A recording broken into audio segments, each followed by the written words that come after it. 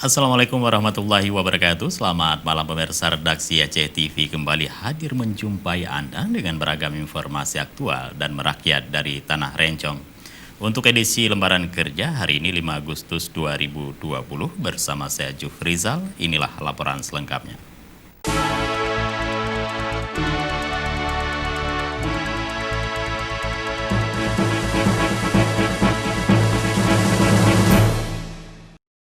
Baiklah pemirsa, kita awali dengan laporan perdana dari Banda Aceh. Saudara Pelaksana Tugas Gubernur Aceh Nova Iriansah menerima kunjungan belasan petugas kesehatan lintas organisasi di kantor Gubernur Aceh.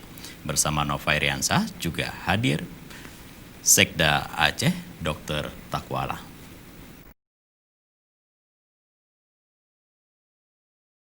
Sejak awal COVID mewabah dan menjangkiti masyarakat di Provinsi Aceh, pemerintah Aceh telah menjalin hubungan baik dengan petugas kesehatan.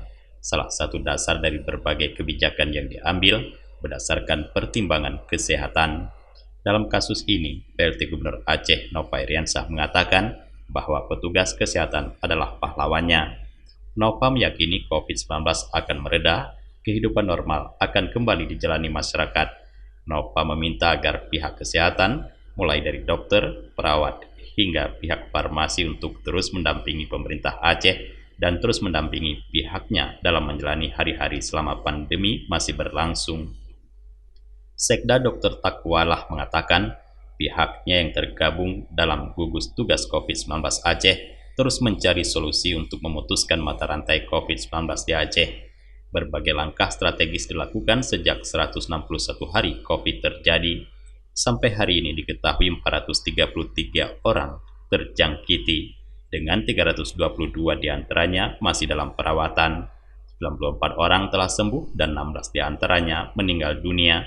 Sekda menyebutkan secara bertahap berbagai kebijakan terus dilakukan, sampai dengan saat ini di mana pemerintah mempersiapkan asrama haji sebagai tempat perawatan bagi petugas kesehatan dan petugas medis.